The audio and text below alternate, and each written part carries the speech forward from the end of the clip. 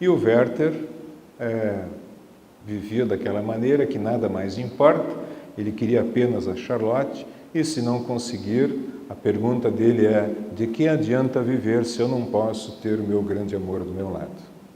História bonita isso, né?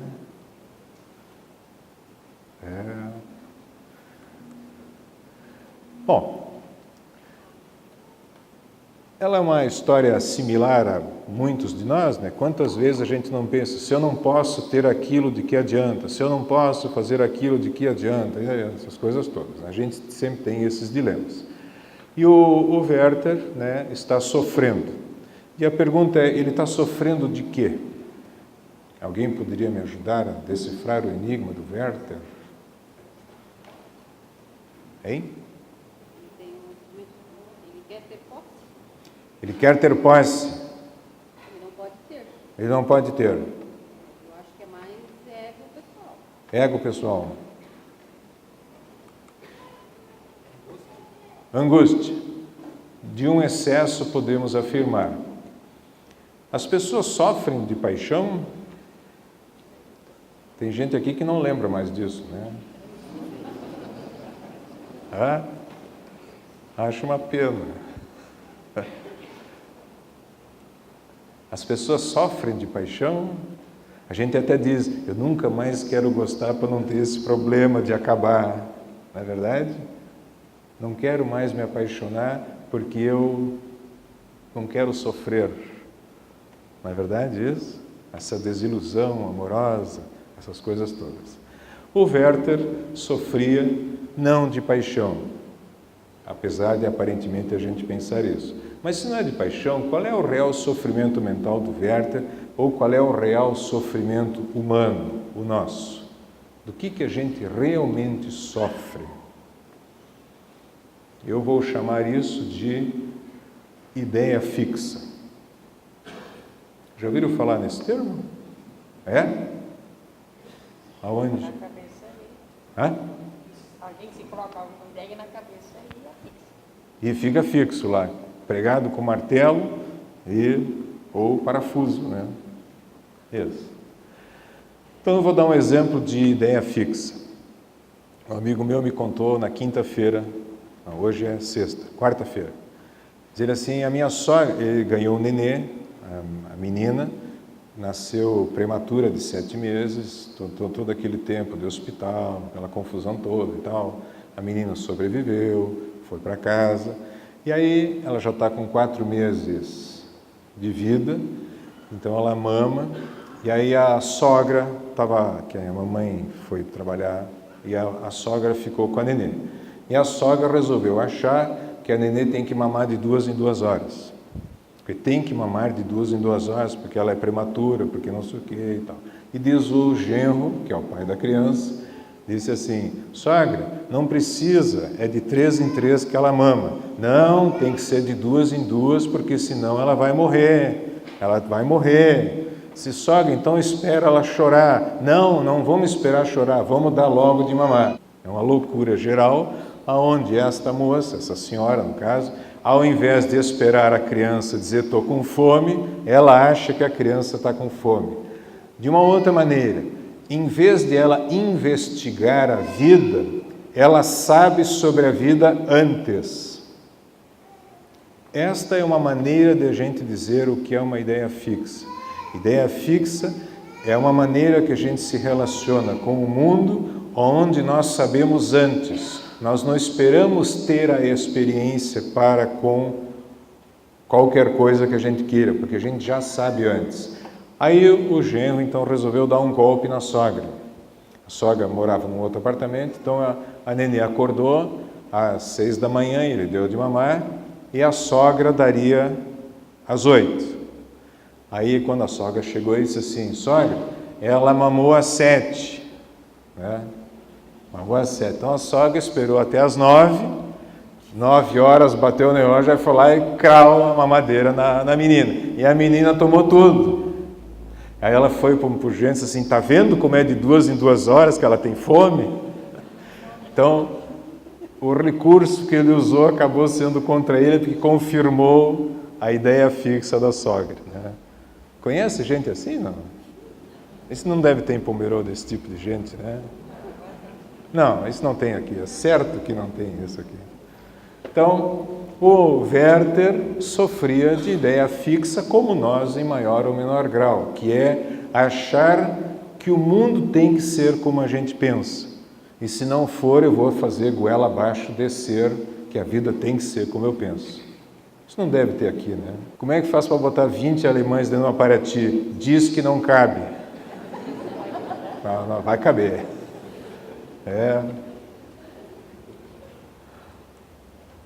Bom, então uma outra maneira mais teórica de dizer o que é ideia fixa é a realidade não da experiência, mas do pensamento. São pessoas afetadas apenas pelo que é pensado com intensidade, imaginado com emoção, ao passo que a concordância com a realidade externa não tem importância. A gente vive de uma maneira onde não espera o tempo da experiência. A gente passa a viver do pensamento antes. E com muitos argumentos. Não tem vontade de conhecer e nem precisa porque já sabe antes. Esses tempos uma senhora chegou para mim e disse: Seu Júlio, eu estou muito preocupado com meu filho de 10 anos. Porque o pai dele que luta judô está ensinando ele a lutar judô. Eu estou muito preocupado achando que o meu filho vai virar um traficante porque o meu marido está ensinando ele a lutar judô. Vocês entendem o que é ideia fixa? Ela já sabe que daqui a 6 anos o filho dela vai ser um bandido. Como é que pode? Isso a gente chama de ideia fixa. A pessoa cria a ideia, que a gente chama de delírio, de que ela tem uma bola de cristal para prever o futuro. E já vão começar a castigar a criança desde já. E aí é certo que vai virar um bandido. O meu filho joga muito videogame, então ele vai ser um viciado. Como é que a gente sabe disso? Isso tudo são coisas que um ou outro diz, e como cai na nossa sensação de que a gente pode controlar a vida pelo pensamento, a gente age antes de acontecer. Que a gente chama de ilusão da onipotência. Depois eu vou falar mais disso. Então, o que a ideia fixa tem a ver com o nosso tema de depressão, culpa e suicídio? Para eu poder explicar isso, eu queria explicar 2 diferenças clínicas que são muito importantes e que eu espero que possa ajudar vocês também no dia a dia. Tá?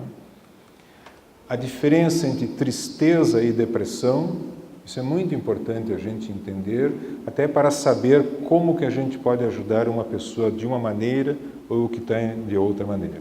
E a outra é o que é um sentimento de culpa e esse sentimento de responsabilidade.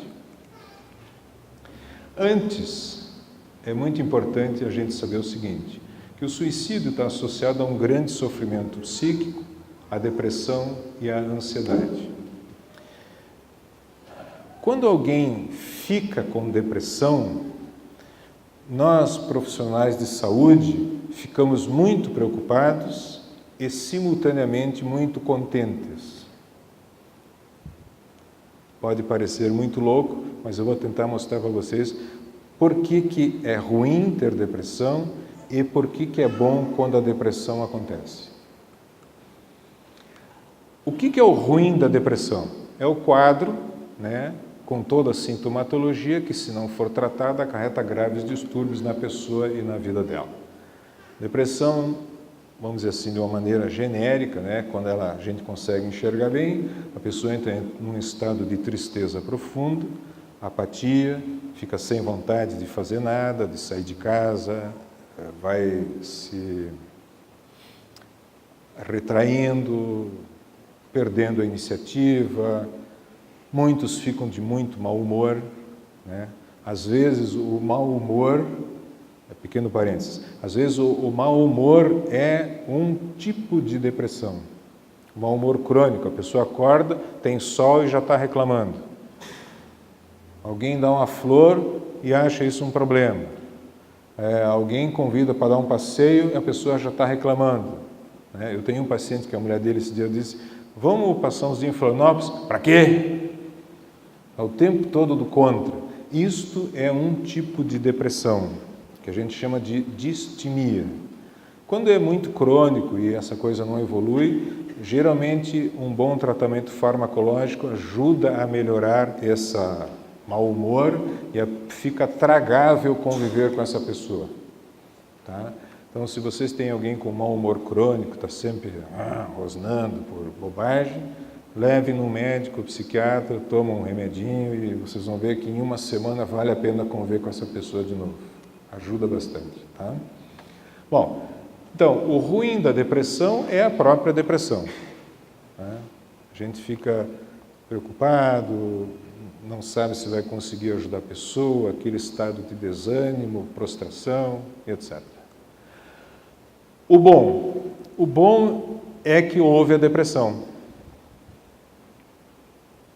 Por quê? Porque antes da depressão, a pessoa vivia uma vida sofrida, pobre em prazeres, vazio de emoções e com restrições importantes de consciência. É um viver completo, sem graça. Não sei se vocês já repararam, por exemplo, dizem que quando chega o Natal, as pessoas ficam tristes, dá mais depressão. Já ouviram falar nisso? Né? Aí dizem, deve ser o Natal. Não, a pessoa já vinha triste e chateada o ano todo. Por razões, sei lá o quê, no Natal aparece a tristeza realmente. Aí, aparecendo a tristeza ou a depressão, a pessoa consegue buscar uma ajuda real. Então, essa é a parte boa da depressão. Porque quando a pessoa se angustia, ela cria condições de sair do lugar sem saída, ou pobre de prazer, ou vazio de emoções, ou do mau humor crônico, para buscar uma ajuda, nem que seja do vizinho, do pastor, do médico, ou seja lá de quem for. Deu para entender por que é bom ter depressão? Bom, entre aspas, é quem está bem, não precisa ter ótimo, mas quem vive mal, quando faz a depressão, é porque agora ela está em condições de buscar ajuda e pedir algum tipo de ajuda. Tá? Bom, então o sadio, uma vida assim, confluir para uma depressão, é realmente sadio. Abre uma possibilidade considerável de mudança real do status quo da vida anterior. Então, se a pessoa faz a depressão do fim de ano por causa do Natal, procura uma ajuda profissional ou do pastor, ela vai poder falar, ela vai poder ouvir e, eventualmente, ela vai poder mudar o rumo da vida dela. Agora, se isso não acontece, nada a assusta, ela vai seguir 2017 igual a 2016. Então, né, se vier uma deprê agora, fim do ano, aproveita o embalo, né, e vamos mudar a vida. Ou seja, é a força da saúde da pessoa agindo de dentro para fora aos berros. Eu não aguento mais. Bacana isso, né? Então, às vezes a gente tem sorte de estar vivendo mal e não nota, e aí quando vem, o próprio organismo nos avisa, olha, tua vida está muito ruim, vê se te organiza, te ajeita, faz alguma coisa por ti. Tá? Então, voltando às diferenças. A diferença entre tristeza e depressão. A tristeza, ela não fixa o pensamento. A tristeza não bloqueia o pensamento. Então, se a gente está triste com alguma coisa, a gente ainda assim consegue se levantar, consegue trabalhar, consegue fazer o café, mesmo chorando, a gente consegue fazer alguma coisa pela gente. A depressão, não. Na depressão, a pessoa não consegue mais fazer nada por ela. Ela fica apática na cama, achando que a vida não tem o menor sentido, brigando com todo mundo. Pessoas com depressões são altamente agressivas, elas brigam com todo mundo, inclusive se alguém quiser ajudar ela, é capaz de levar um tapa. Ela não pode se mexer, ela está completamente enclausurada na ideia fixa dela. A tristeza permite surgir soluções, na depressão não. Por exemplo,